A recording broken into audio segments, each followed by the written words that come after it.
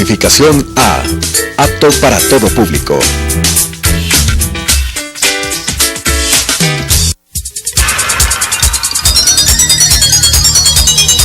Las opiniones vertidas en este espacio por la producción y dirección del programa son de exclusiva responsabilidad de sus autores y de quienes intervienen en ellos.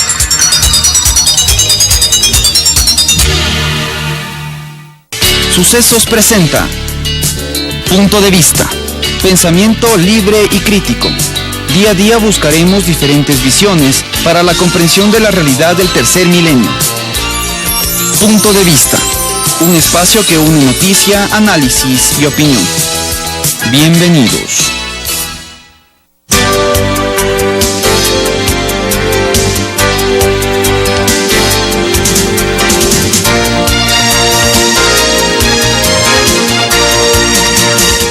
La bienvenida al doctor Fernando Ferreira. Él es el secretario ejecutivo de la OLADE. Doctor Ferreira, vemos el trabajo que realiza su organización. Quisiéramos que nos comente sobre este encuentro que va a llevarse a cabo una semana de energía en Panamá como tal. Ok, Claudio. Buenos días. Muchas gracias por la invitación. Esta es una iniciativa para Panamá. Es la primera semana que hacemos junto con el Banco Interamericano de Desarrollo y el gobierno de Panamá, y van a estar ahí todos los 27 países miembros de OLADE. Van a estar otras organizaciones como CEPAL, van a estar los mejores expertos de la región para hablarnos sobre energías renovables. Tenemos un evento que empieza con C4All, que es un evento del Banco Interamericano de Energía, que es energía sustentable para todos hasta 2030. El segundo día tenemos el FIER, que es el Foro Interamericano y de Energía, con todos los países de América Latina y del Caribe. Y después, el tercer día, tenemos un otro evento, que es el evento de electricidad. ¿Okay? Todos son eventos programados para componer esta llamada primera semana de energía sostenible. Usted dice que están involucrando a todos los países miembros de la OLADE, es decir, todo lo que es América Latina y el Caribe. ¿Cómo mirar hacia el futuro? ¿Cómo ver cómo estamos preparados como América Latina y como grupo frente a las demandas energéticas de los habitantes de la zona? Cada vez demandamos más energía en prácticamente todas nuestras actividades. ¿Cómo está preparándose el continente y la región hacia allá? Sí, incluso, Claudia, en este primer día, que es sobre el C4All. El C4All es una iniciativa para energía a todos, a nivel mundial. Es una iniciativa del Banco Interamericano, junto con el Banco Mundial y junto con las Naciones Unidas. Entonces es una iniciativa que pretende llevar energía a todos hasta 2030. Además de llevar la energía, es aumentar la oferta de energía para que la densidad energética de los pueblos sean mejores. Es evidente que la vida moderna requiere energía, entonces cuando haces una cuenta muy sencilla, que es la energía ofrecida por número de habitantes, si eso es más alto, es evidente que nuestra vida tiene un nivel digamos mejor, porque la energía es parte, insumo principal de la vida que vivimos hoy, de la vida moderna, sea en América Latina, sea en Caribe o incluso en otras partes del mundo. Entonces, este tipo de iniciativa que nosotros somos cooperadores dentro de esta iniciativa del banco, es justo para llevar la energía. Tenemos hoy 30 millones de personas que no tienen energía, no tienen acceso a energía. Aquí en la región sí, son 30 millones de personas. 30 millones entre las Américas y el Caribe. América Latina y Caribe se cuenta 30 millones de personas. Sin acceso a energía. Sin acceso a la energía. Entonces hay mucho que hacer, ¿no? Hay mucho que hacer. ¿Qué autoridades van a participar en el foro? Ministros de Energía, presidentes, ¿quiénes van a ser parte del foro para llegar a este gran acuerdo que ustedes mencionan, que hasta el 2030 todos tengamos acceso a energía? Si hoy están presentes, van a estar presentes los ministros de estados, los expertos en cada una de sus áreas, como con la parte de electricidad, la parte de eficiencia energética, la parte de generación de energías renovables, y las organizaciones como CEPAL, como el Banco Interamericano de Energía, como nosotros de OLADE, como el CIER, que es integración también, un organismo de integración de América del Sur, UNASUR. Entonces, todas las grandes instituciones que tienen algún contacto con el sector de energía van a estar presentes aquí en esta semana en Panamá. ¿Y cómo apuntar a energías más amigables con el ambiente?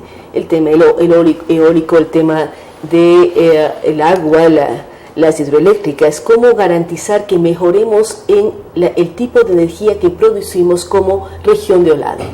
Ok. Nosotros tenemos algunas líneas que son justo para atender este tipo de necesidad.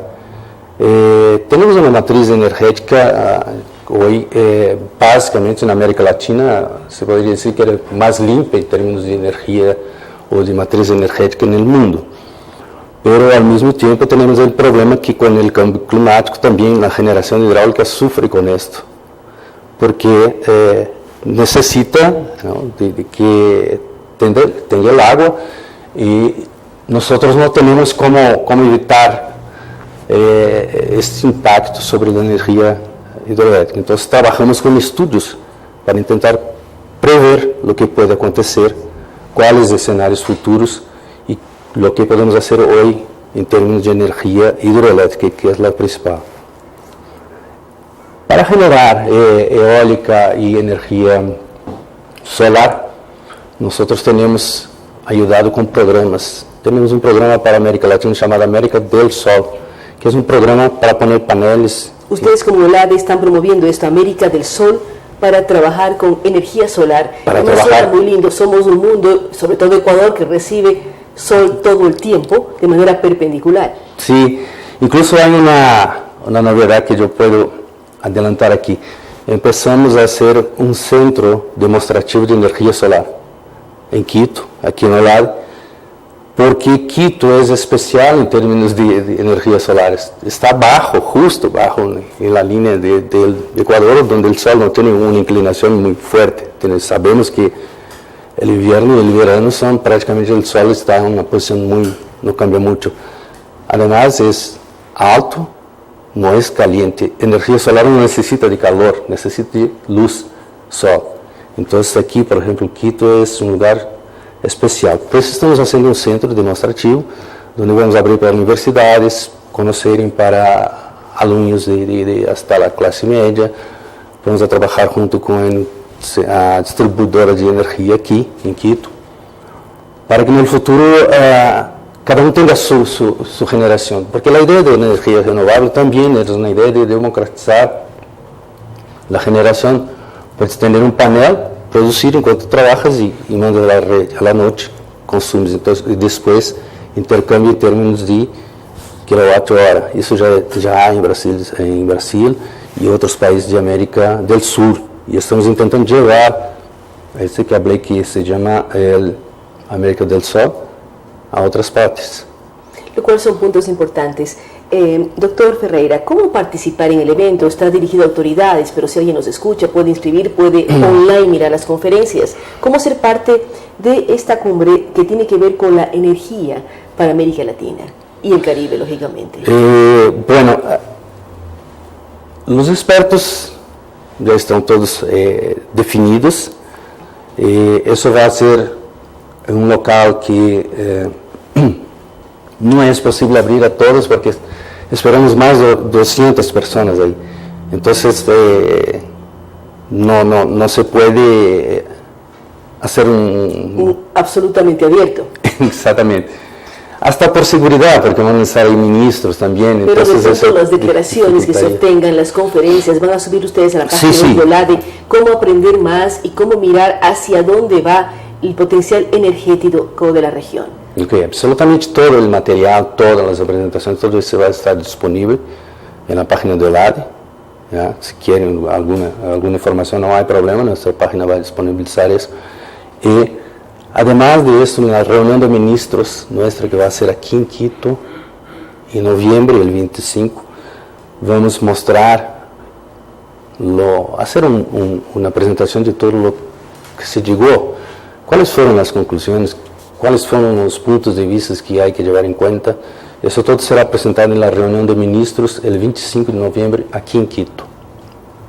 Es decir, la reunión de Panamá además sirve como preparatoria para la reunión de noviembre en Quito. Sí. ¿En qué fechas en Panamá? Es en el mes de septiembre, pero ¿en qué fecha se va a llevar a cabo para ser presentada posteriormente el 25 de noviembre aquí en Quito? En Panamá son el 6 al 9, ahora, en septiembre. ¿Okay? Entonces trabajamos en esta semana ya y después preparamos todo el material, vamos a presentar como si fuera un libro o algo publicable y vamos a entregar en la reunión de ministros las principales conclusiones, las principales ideas, discusiones que se pasaron ahí.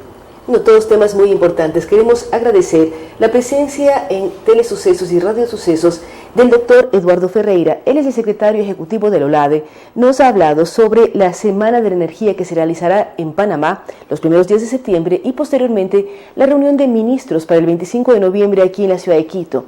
Él es muy claro al hablar de que lamentablemente todavía en la región de las Américas y el Caribe 30 millones de personas no tienen acceso a la energía.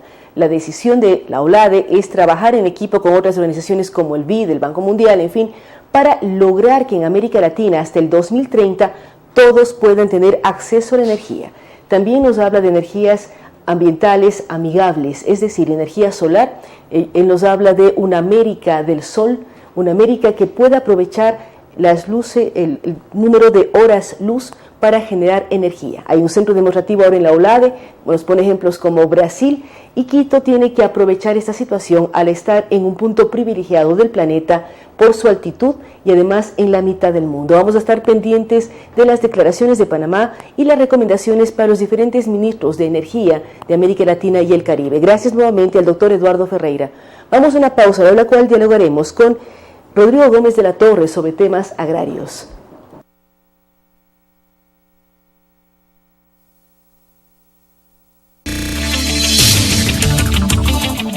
Hacemos una pausa y continuamos con Punto de Vista.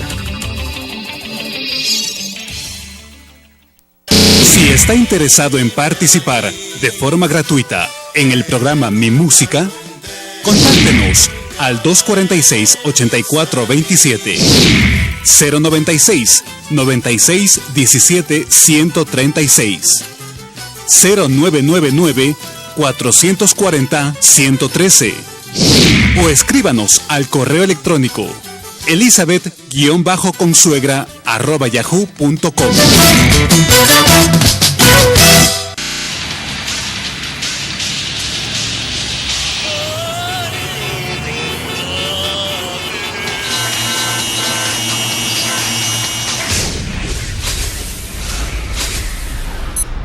Tómelo con calma.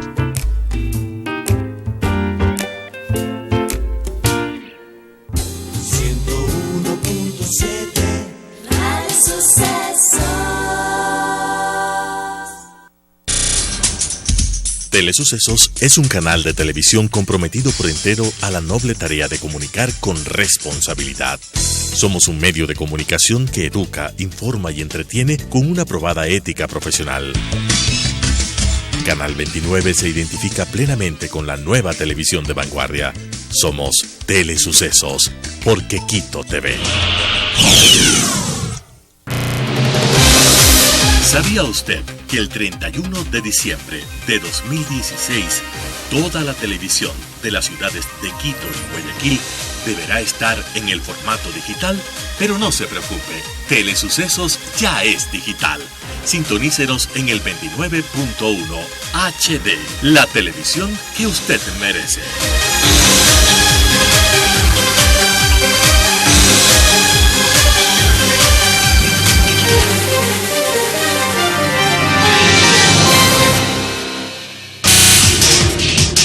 Telesucesos es el primer noticiero de texto en la televisión ecuatoriana.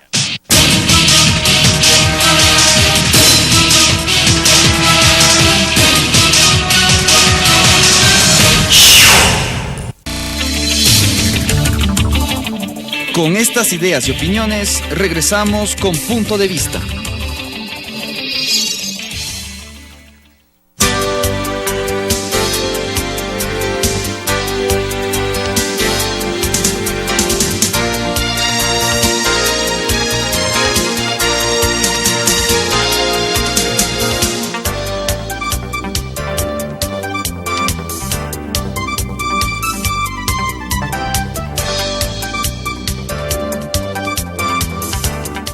Gracias por estar con nosotros. Queremos dar la bienvenida a Rodrigo Gómez de la Torre. Recordamos que él es el presidente de la Cámara de Agricultura y también es un activista en varios temas. Uno de ellos, lógicamente, es la parte agrícola del país. Rodrigo, ¿cuál es la situación actual del mundo ganadero de la sierra, de la situación agrícola, cuando hemos vivido una temporada de verano con compleja el tema de lluvias? ¿Cómo mirar la situación del agricultor de la zona norte del país? Para después hablar sobre tratados comerciales, proyección y que además es uno de los puntos más importantes de la economía del Ecuador, el mundo agrícola. Buenos días Claudia, buenos días a todos los televidentes y radioescuchas. Pues la situación agropecuaria en el Ecuador cada día se complica más. Los efectos cambio climático los podemos ver y palpar claramente con lo que acaba de pasar en Quito el día de ayer. Anteayer teníamos unos soles caniculares muy fuertes. Ayer hubo un aguacero torrencial. En ciertas partes de Quito, además. En ciertas partes de Quito, pero fue un aguacero torrencial y hoy día tenemos nuevamente un cielo despejado. Cuando nosotros tenemos este efecto cambio climático... ¿Esto es cambio climático o el clima de Quito siempre fue así? No, es cambio climático. El clima de Quito tenía, y voy a hablar un poco en castizo, tenía las lluvias repartiditas. Teníamos lluvia permanente, las mañanas teníamos sol, en la tarde se nublaba y llovía. Eso es lo que estábamos acostumbrados ya para esta época. Ya en septiembre venían las Marías, el 8 de septiembre había aguaceros, venía el cordonazo de San Francisco. Y sabíamos cuándo sembrar y cómo estaban distribuidas más o menos las lluvias. El tema actual es que la cantidad de agua que está cayendo del cielo, digámoslo, se ha mantenido. Lo que no se ha mantenido es cómo se distribuye esta agua. Explicándolo en más sencillo, si nosotros tomamos una ducha con 20 litros de agua en 4 minutos, que es lo que teníamos antes, ahora lo que tenemos es la misma ducha, pero en 4 segundos. Nos cae de golpe el chapuzón de agua. Eso en el agro lo que hace no es que la cantidad de agua penetra en el suelo, se recargan los páramos y podemos desarrollar agricultura. Por el contrario, tenemos un lavado de páramos generando erosión y los fertilizantes, sean estos químicos orgánicos que se van colocando en el suelo para compensar, se lavan también, todos. Se lavan también. Temas de políticas que... tenemos el tema climático. Las políticas que se han venido arrastrando estos años no han sido necesariamente favorables. Cuando vemos, por ejemplo, el tema de vacunación contra la fiebre aftosa, hablamos exclusivamente de ganadería, vemos que a partir del año 2011 la ganadería de leche se estabiliza.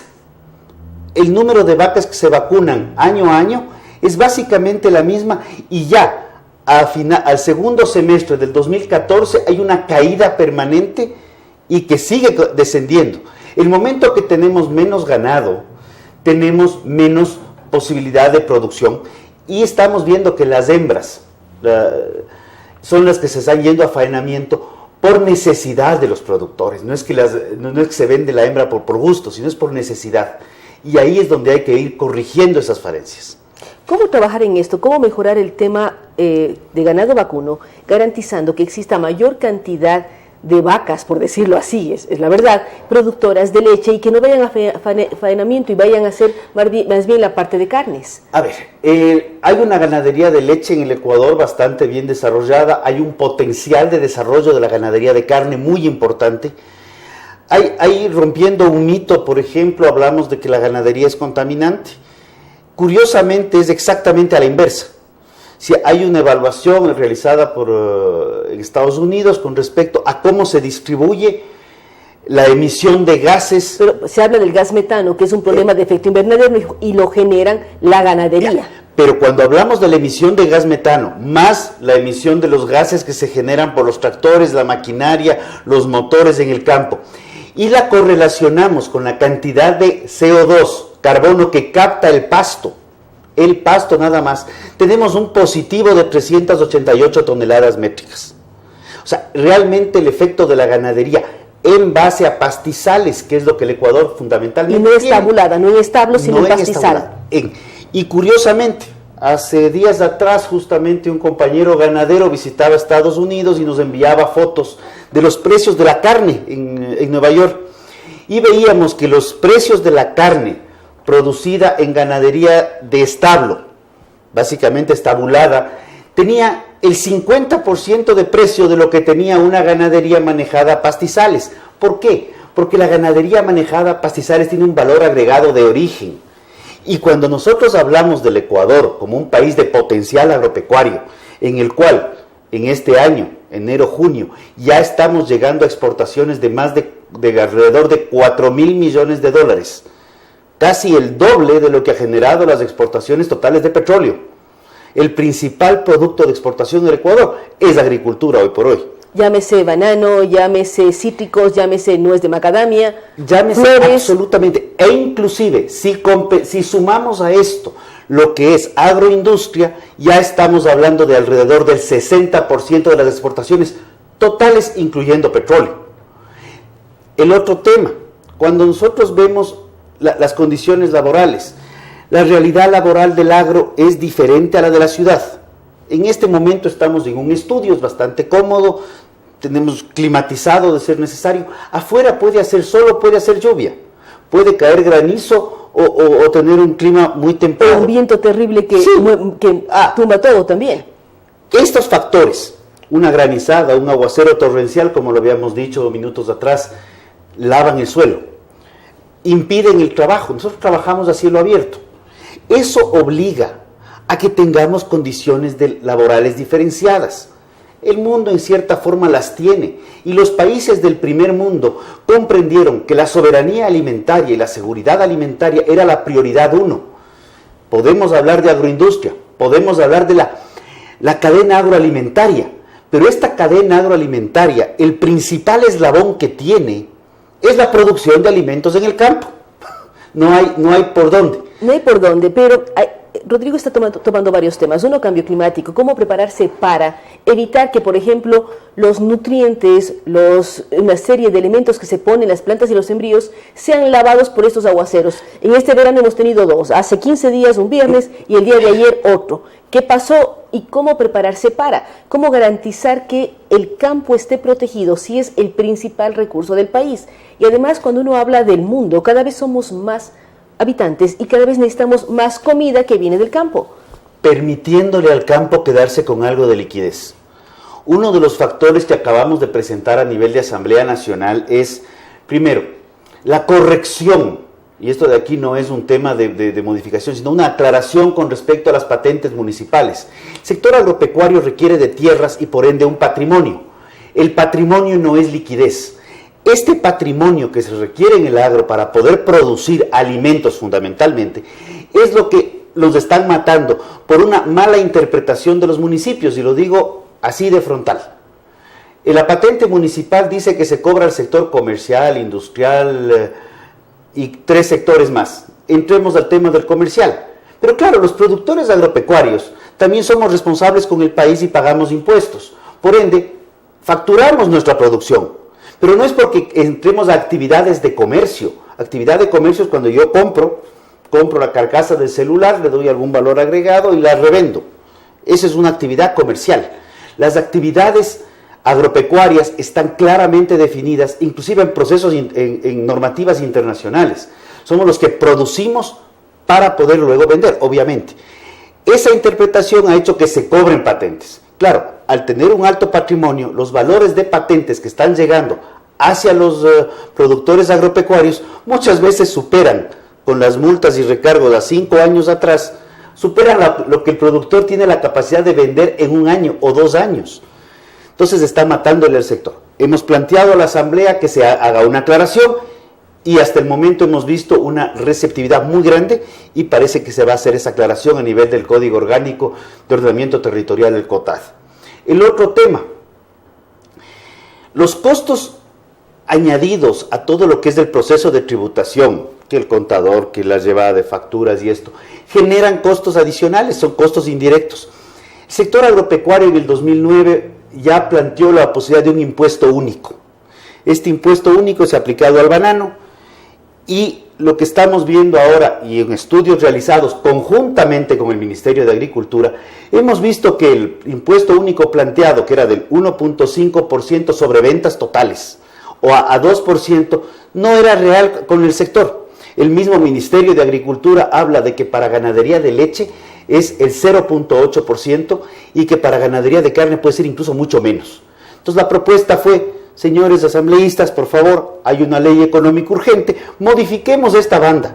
En vez de que vaya de 1.5 a 2, que vaya de 0.5 a 2, con lo cual probablemente, y estamos convencidos de ello, bajando la presión tributaria, haya mucha más gente que quiera acceder a pagar impuestos. Hay un nivel de informalidad que lo reconocemos y existe. El momento que bajamos impuestos, lo que probablemente pasa es la famosa curva de Laffer, que al bajar impuestos se recauda más. Ahora, en todo esto, Rodrigo, ¿cómo informar, cómo están dialogando ustedes? Dicen que ha habido gran receptividad por parte de la Asamblea. ¿Cuándo verán ustedes frutos de cambio al COTAD, de cambio a este tema impositivo, para que se dé un impulso mayor al agro que además, cómo va a sobrevivir el hecho de no tener acuerdos comerciales con Estados Unidos y que todavía estemos en proceso con el de Europa? ¿Cómo trabajar? Vimos que el banano ya ha sido exento. El ministro Cassinelli habla de 4 productos más, incluido el atún, que no es precisamente agrícola, pero apunta de 4 productos primarios más. ¿Cómo ir incluyendo a todos hasta que el acuerdo se firme? Y si no se firma y no están incluidos, ¿cómo se verían afectados los productores agrícolas para exportar hacia Europa? A ver, vamos. El primer paso es este proyecto de ley que tiene que aprobarse, es un económico urgente, o sea, estamos hablando de semana más, semana menos, que ya tendríamos una aclaración que nos permitiría sobrevivir. Pero ustedes han generado cambios en ese proyecto. Son las dos propuestas que acabo de explicar, que se deberían dar en los próximos días. Y que no pase como económico urgente sin mayor revisión. Si es que esos dos cambios no se dan, vemos preocupante primero la sostenibilidad del sector. O sea, no hablamos todavía de temas. Hay un proyecto que hemos pedido de revisión en materia laboral, que está también pendiente, que también tiene muchísimo que ver. De ahí, cuando entramos al tema de acuerdos comerciales, reconocemos que el Ecuador ha firmado acuerdos con Cuba, ha firmado acuerdos con Bielorrusia, Kazajstán e Irán. ¿Qué les vendemos a ellos? Pero entre los 4 países creo que llegamos al 0.1% de las exportaciones, cuando entre Europa y Estados Unidos superamos el 55%. El poder tener acuerdos comerciales nos va a dar algún tipo de inconvenientes, estamos seguros de eso, pero ahí vienen los procesos de desgravación en un periodo de tiempo. Va a haber que identificar los sectores para potenciarlos más. El Ministerio de Industrias acaba de sacar la agenda agroindustrial, la nueva potencial industrial, donde ha planteado la agenda agroindustrial.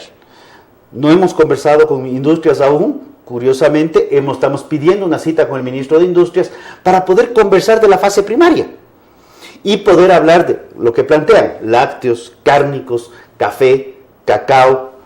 No recuerdo que se mencione banano, camarón, pero son productos que hay que considerarlos. Y un factor que hay que considerarlo más aún: el Ecuador es un país pequeño, pero es un país grande en capacidad productiva y con productos de altísimo valor agregado desde origen. El cacao fino de aroma es único en el mundo.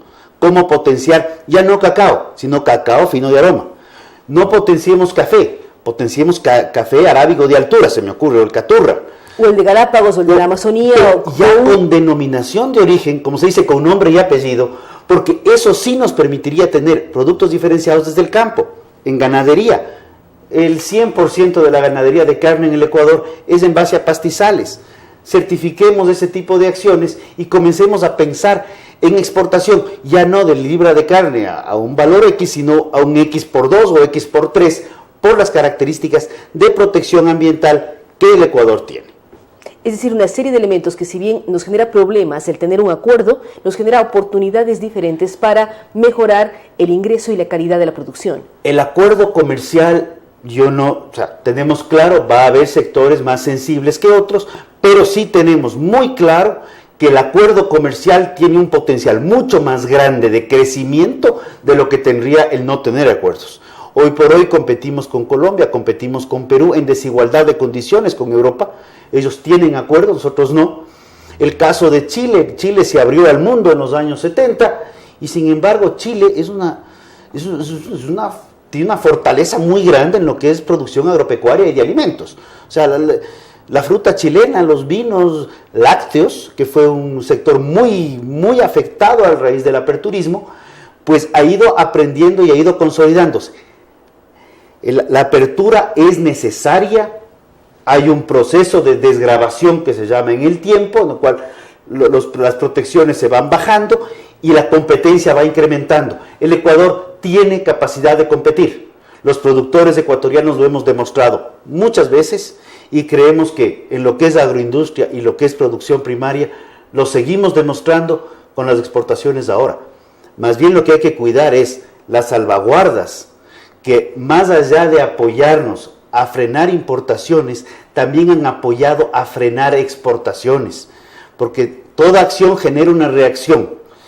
De lo que se importa al Ecuador, el 62% aproximadamente representan materias primas y bienes de capital que no se fabrican en el Ecuador. Bienes de capital y materias primas que se requieren para la exportación muchas veces y para la producción nacional. El tema de salvaguardas es un tema sensible con el acuerdo comercial con Europa.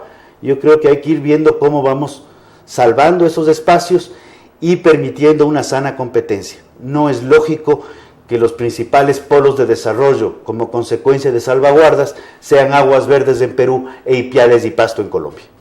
Son temas interesantes que ha tratado Rodrigo Gómez de la Torre. Él habla con claridad sobre la situación del país, habla de que en el momento actual la producción agrícola, el mundo agrícola tiene el principal rubro de ingreso de ventas en el mundo de las exportaciones, lo cual genera además otro tipo de análisis. También él plantea dos posiciones para el proyecto económico urgente presentado en la Asamblea Nacional. Esperamos que sus palabras, las recomendaciones del sector productivo del mundo agrario sean escuchadas para garantizar su mejora. Una mejora que apunta también a mejorar todos los niveles en el Ecuador, porque somos un país eminentemente agrícola que tiene que mirar cómo mejorar la producción y cómo proyectarse a futuro con los mercados internacionales. Gracias a Rodrigo Gómez de la Torre. Vamos a una pausa y estaremos dialogando con el economista José Hidalgo de Cordes. Hacemos una pausa y continuamos con Punto de Vista. Si está interesado en participar de forma gratuita en el programa Mi Música, contáctenos al 246-8427, 096 96 17 136, 0999 440 113 o escríbanos al correo electrónico elizabeth_consuegra@yahoo.com.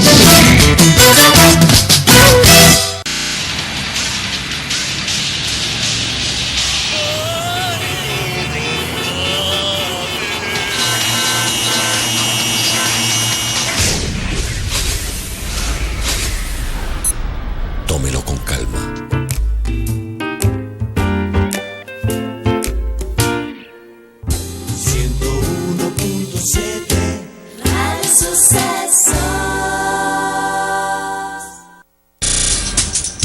Telesucesos es un canal de televisión comprometido por entero a la noble tarea de comunicar con responsabilidad. Somos un medio de comunicación que educa, informa y entretiene con una probada ética profesional. Canal 29 se identifica plenamente con la nueva televisión de vanguardia. Somos Telesucesos, porque Quito TV. ¿Sabía usted que el 31 de diciembre de 2016 toda la televisión de las ciudades de Quito y Guayaquil deberá estar en el formato digital? Pero no se preocupe, Telesucesos ya es digital. Sintonícenos en el 29.1 HD, la televisión que usted merece.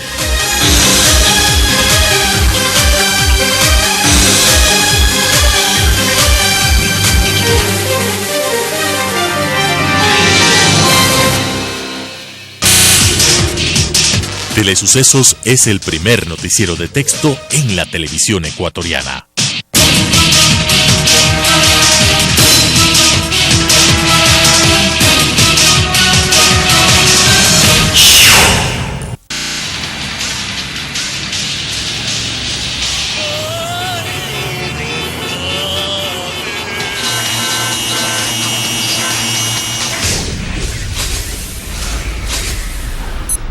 Tómelo con calma.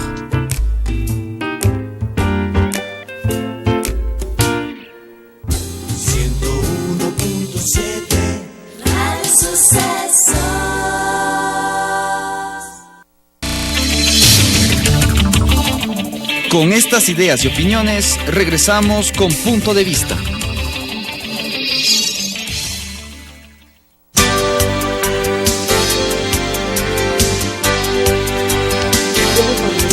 Como le habíamos anunciado, estamos con el economista José Hidalgo.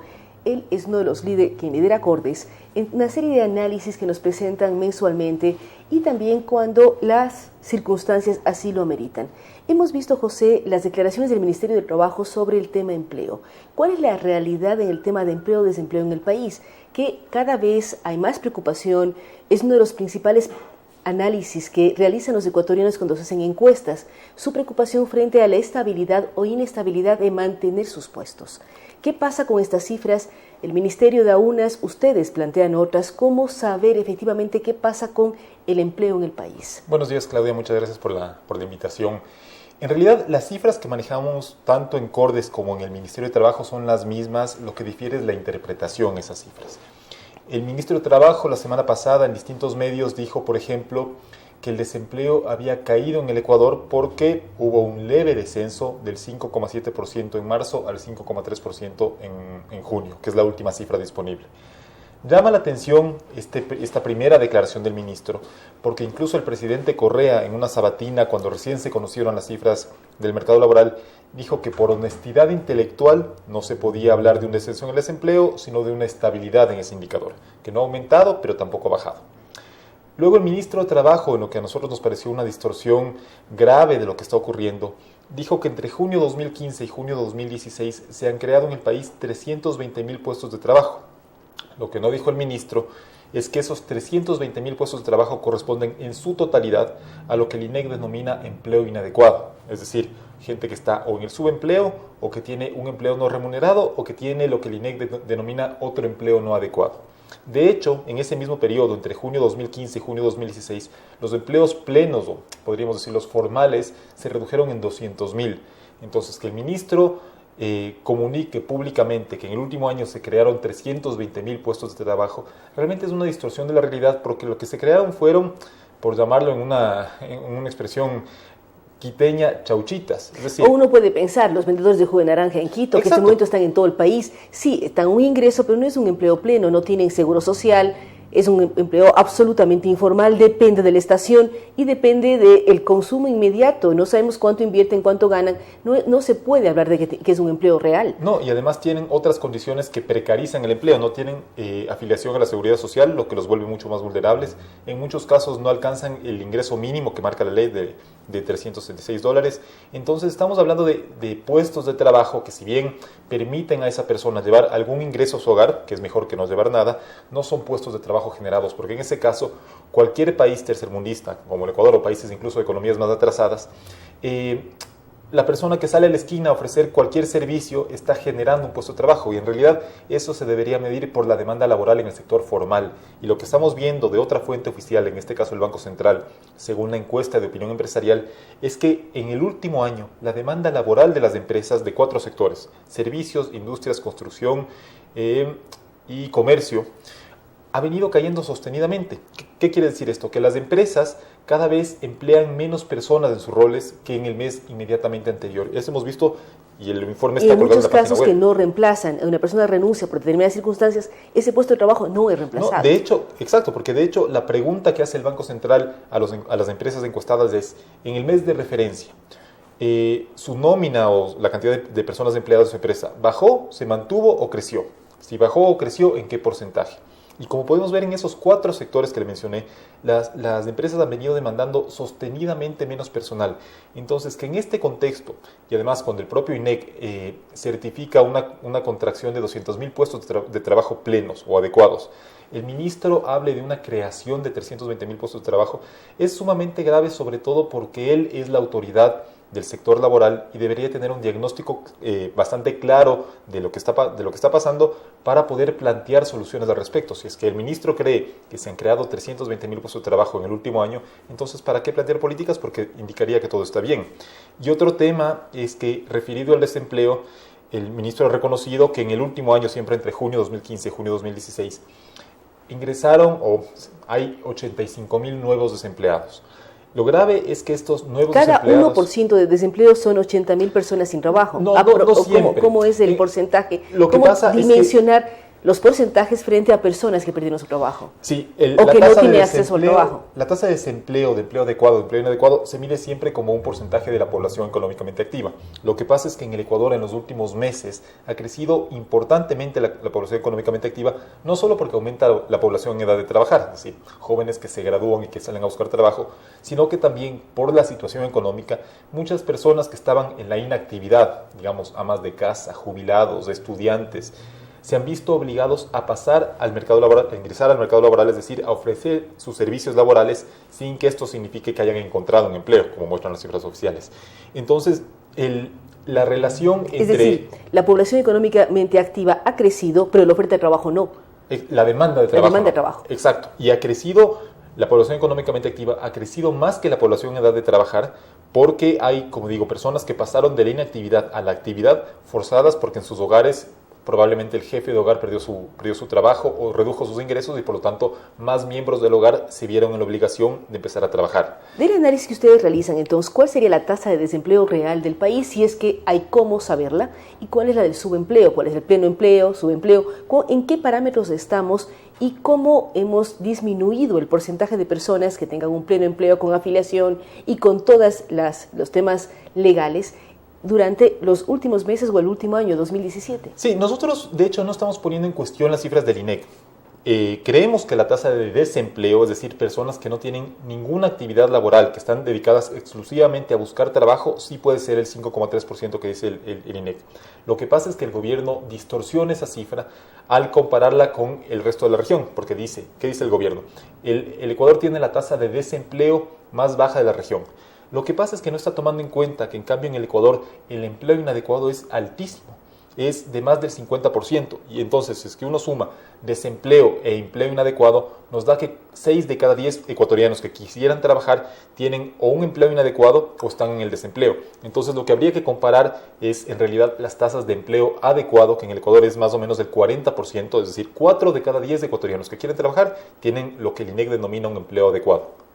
Los 6 restantes están, como digo, o desempleados o en el empleo inadecuado. Y en otros países de la región, la tasa de desempleo puede ser un poquito más alta, 6, 7, 8 puntos, pero la tasa de empleo adecuado también es más alta. Es decir, que las personas que tienen la suerte de tener un trabajo, en la mayoría de los casos, en Colombia, Perú, Uruguay, por ejemplo, con los que hemos comparado, las personas que tienen un empleo, en la mayoría de casos tienen un empleo formal o adecuado, y en cambio en el Ecuador la calidad del empleo para las personas que tienen algún tipo de ocupación es precario en la mayoría de los casos. Entonces no estamos dudando de las cifras del INEC, sino de la interpretación que da el gobierno, que habla únicamente de la tasa de desempleo, cuando lo adecuado, a nuestro entender, sería analizar en su globalidad el empleo adecuado, inadecuado y el desempleo. Pero ahí venimos a hacer un análisis depende de la interpretación que uno da a las cifras. Sí. ¿Qué interpretación es la más académica, la más lógica para lograr analizar la situación económica de un país? Para mí debería ser qué porcentaje de la población económicamente activa tiene un empleo adecuado. Ese debería ser el objetivo, además de las políticas públicas, lograr que todas las personas que están buscando un trabajo en el país consigan un trabajo que les permita tener al menos satisfacer el ingreso mínimo, es decir, el salario básico unificado, tener cobertura de seguridad social y trabajar al menos las 40 horas de la jornada laboral legal. Si es que se cumplen esas condiciones, bueno, de hecho, para definir que un empleo es adecuado, se requiere únicamente que tengan un ingreso mayor al mínimo y trabajen la jornada legal. Si se cumplen esas dos condiciones, ya podemos hablar de personas que están satisfaciendo o que están viendo cubierta o demandada su oferta de trabajo. De otro modo, estamos hablando de personas que pueden estar teniendo un trabajito de vender jugos de naranja o de ofrecer servicios de fontanería en una esquina acá en la Granado 6 de diciembre, que obviamente están buscando las formas para llevar algún ingreso a su hogar, pero no influye en las cifras de empleo y desempleo los problemas de migración? ¿A qué me refiero? En este momento hay muchas empresas que buscan determinado personal y el 50% de los aplicantes son venezolanos. Entonces, ¿cuánto también eso está involucrándose en cifras? Hay una cantidad de jóvenes profesionales de Venezuela que ya están en el Ecuador y están también participando en las plazas de trabajo que están disponibles. Bueno, eso es un fenómeno internacional, ¿no? Entonces, no quisiera, además, que por ahí se interprete alguna cuestión de xenofobia, además. Y es lógico, tienen todos sus derechos, están además con todos los documentos legales. Exacto, además, los ecuatorianos, así como nosotros defendemos el libre comercio, por ejemplo, que las empresas ecuatorianas aprendan a competir con sus rivales y no estén protegidas por salvaguardias y demás, creo que los profesionales ecuatorianos también estamos en capacidad de competir de tú a tú con profesionales de otros países. No hemos visto en las cifras del INEC una gran incidencia de la migración por lo pronto. Habría que ver si es que eso en los próximos meses, porque además la última cifra, como digo, corresponde a junio, en septiembre se va a publicar la del tercer trimestre del año, si es que ya empieza a haber algún tipo de incidencia, y la verdad, más bien, a mí lo que me hace pensar respecto al movimiento de los venezolanos es la crisis que está atravesando este país y que ojalá no se repita en el nuestro con ecuatorianos saliendo, digamos, a Colombia o a Perú en busca de un mejor destino. Hay varios análisis, José. ¿Cómo planificar y analizar lo que va a venir en el 2017? Si pensamos que este año ha sido extremadamente duro, hablamos de crisis económica, crisis de empleo y una serie de elementos que no han mejorado la calidad de vida de los ecuatorianos, ¿cómo proyectarnos hasta el 2017? Ustedes en sus análisis hablan de deuda, hablan de todos los factores que se involucran en el tema productivo, construcción, producción, en fin. ¿Cómo va a ser la proyección hacia el 2017? Además, siendo un año electoral con cambio de autoridades. No sabemos si cambio de tendencia política o no, pero va a haber cambio de autoridades, tanto en la Asamblea como en el Poder Ejecutivo. A ver, el cambio de autoridades o el hecho de que estemos en un año electoral de por sí genera incertidumbre y eso suele detener las inversiones de parte de las empresas. Eso es algo que pasa históricamente en los años electorales y creo que más aún en este año cuando se juega, si es que continuamos con este modelo económico que a mi entender nos ha llevado a esta situación, o cambiamos a un modelo más favorable a la empresa privada. Pero lamentablemente creemos que 2017 va a seguir siendo un año bastante difícil. ¿Y esto por qué? Porque el gobierno en los últimos meses o en las últimas semanas ha venido diciendo que el segundo semestre de este año va a ser mucho más favorable que el primero y se basa en 3 indicadores: aumento de depósitos, incremento de la inversión extranjera en el país y reducción de los atrasos del sector público con sus proveedores. Tanto el aumento de los depósitos como la reducción de los atrasos del sector público están relacionados con la mayor contratación de deuda por parte del gobierno. Es decir, el gobierno contrata deuda a tasas usureras, casi de chulco en el exterior, o pide plata al Banco Central al interior del país, y con eso paga a sus proveedores y estos proveedores depositan ese dinero en la banca. Entonces, no estamos hablando de un crecimiento de los depósitos genuino, sino que se debe a un factor puntual. Y respecto a la inversión extranjera, son proyectos de largo plazo, la concesión de algunos puertos como el de Pozorja, que yo no creo que van a reactivar la economía en el corto plazo. Pero el tema es que si es que el aumento de los depósitos y la reducción de los atrasos están relacionados con la deuda, lo que está haciendo el gobierno es patear el problema hacia adelante. Y además del gobierno, ya sea este o su sucesor, ya sea de la tendencia que venga de Alianza País o de oposición, tienen una capacidad de endeudamiento limitada. Y el gobierno está utilizando todas las herramientas para financiarse, para llegar hasta febrero con la economía no tan valiente, y eso lo que va a hacer es que el ajuste que se tenga que dar en 2017 sea más fuerte incluso que el ajuste que se podía haber dado este año de manera un poquito más ordenada. Y dado que la economía ecuatoriana ha generado una alta dependencia hacia el sector público en los últimos años, una reducción del gasto fiscal que necesariamente se va a tener que dar porque el déficit es insostenible, va a provocar un impacto en el nivel de actividad como el que vimos en el primer trimestre según las cifras oficiales, con una contracción del 3%. Entonces es probable que en el segundo semestre las cifras no sean tan malas como en el primero, y en eso el gobierno tenga razón, pero lo que no dice el gobierno es que esa mejora aparente se debe únicamente a que ha contratado más deuda y que por lo tanto el problema se está yendo hacia el próximo año. ¿Y qué ocurre con los candidatos? Que hay muchos que están pugnando por la presidencia de la República, que están haciendo ofertas. ¿En base a qué pueden hacer ofertas dada la situación económica del país? Porque muchos hablan reducción de impuestos, hablan de una serie de elementos que en teoría mejorarían una economía, pero de pronto veríamos una mayor contracción económica. Sí, de hecho un ofrecimiento que a mí me ha llamado mucho la atención es el de Cintia Viteri, por ejemplo, de aumentar los salarios en el sector privado. Yo quisiera saber qué empresa está en capacidad en este momento de aumentar sus salarios cuando pero las habla empresas... de aumentar salarios y bajar costos de energía y otros costos para llegar a un, no sé, sí, a un pero equilibrio. las empresas están enfrentando, además... Yo creo que el ofrecimiento principal debería ser, por ejemplo, eliminar el anticipo del impuesto a la renta, que en realidad es un impuesto mínimo que pagan las empresas, generen o no una utilidad.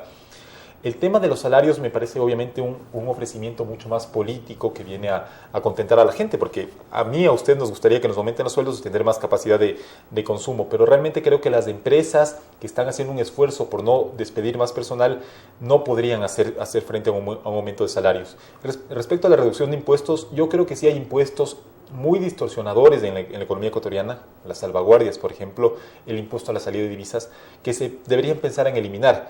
Yo creo que el próximo gobierno no va a poder bajar, por ejemplo, el IVA nuevamente al 12%. Pese a que fue una ley generada por un tiempo determinado. Se habla de un año, que en junio ya deberíamos regresar al 12%. ¿Eso no cree que ocurra? No creo que ocurra porque el gobierno entrante ojalá tenga conciencia de las dificultades fiscales que va a encontrar el próximo año y por lo tanto... cuando se dé cuenta de la magnitud del déficit, que además este gobierno ha venido ocultando a través de una sobreestimación en los ingresos, cuando se dé cuenta de la verdadera magnitud del déficit, va a llegar a la conclusión de que es imposible reducir el impuesto, que además es de más fácil recaudación. Pero es un impuesto que, pese a que ha subido, ha recaudado menos durante los últimos meses. Sí, ha recaudado menos porque el consumo viene cayendo y además hay que mencionar también que julio del año pasado, que es el último mes con el que estamos comparando, fue un mes excepcionalmente bueno para la recaudación porque había estado vigente en ese mes esa amnistía tributaria que tuvo vigor, me parece, durante junio, julio y agosto del año pasado. Entonces, en julio hubo una recaudación adicional de impuestos, principalmente de impuesto a la renta, pero también de IVA, de las personas que venían acarreando atrasos en sus obligaciones tributarias. Entonces, por eso, la base de comparación también era bastante alta. El tema es que yo no creo que la baja de 2 puntos en el IVA, si es que se volviera a bajar, va a generar un impulso enorme al consumo. El consumo viene alicaído y no depende únicamente de la tasa del IVA, sino principalmente de la confianza de los consumidores, es decir, de qué tan seguros están las personas de que van a mantener su trabajo en el futuro y sobre todo de la generación de puestos de empleo. Si es que eso mejora, el consumo va a repuntar y lamentablemente, si a mí también me gustaría que los impuestos se reduzcan en el Ecuador porque son excepcionalmente altos en comparación con la región, no es verdad esa comparación que hace el gobierno de decir el IVA es más alto en otros países porque en otros países no hay salvaguardias de impuestos a salida de divisas, ICE y demás que son impuestos que gravan finalmente al consumo. A mí me gustaría eliminar por lo pronto los más distorsionadores, como digo, salvaguardias, impuestos a salida de divisas y tal vez algunos componentes del ICE. Creo que el IVA lamentablemente va a tener que permanecer en esta tasa para ayudarle al próximo gobierno a no tener que reducir tan draconianamente el gasto. Elementos importantes. Queremos agradecer a José Hidalgo, quien es parte de Cordes, con quien hemos hablado de varios temas. Uno, el tema desempleo, empleo. Hay que revisar las cifras, analizar y tratar de tener una visión clara de lo que está sucediendo en el país. Porque Cordes nos da un análisis, pero escuchamos declaraciones del gobierno que a veces no nos generan los mismos datos y cifras. Hay que pensar qué significa empleo digno y cuál es un subempleo o empleo no tan apto para los ecuatorianos. Por otra parte, también él habla de las proyecciones futuras, habla de propuestas de candidatos, habla de si el próximo gobierno podrá o no podrá bajar impuestos. Son temas importantes que debemos tenerlos presentes siempre, sobre todo cuando escuchamos análisis de diferentes sectores y lo importante es estar bien informados y poder comparar para saber efectivamente en qué realidad vivimos. Gracias nuevamente a José Hidalgo. Antes de terminar el programa, queremos recordar que este programa llega gracias al apoyo de Centro Comercial El Bosque, de MAPS, Cheviplan, Cooperativa Policía Nacional, tarjetas de débito y crédito Banco Pichincha y la Universidad Internacional del Ecuador. Con ustedes hasta el día de mañana.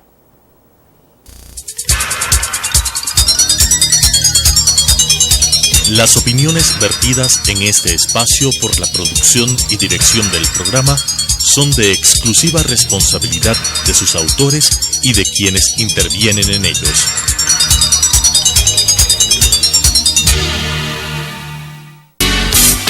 Sucesos presentó Punto de Vista, pensamiento libre y crítico, Día a día buscaremos diferentes visiones para la comprensión de la realidad del tercer milenio. Punto de vista. Un espacio que une noticia, análisis y opinión. Hasta la próxima.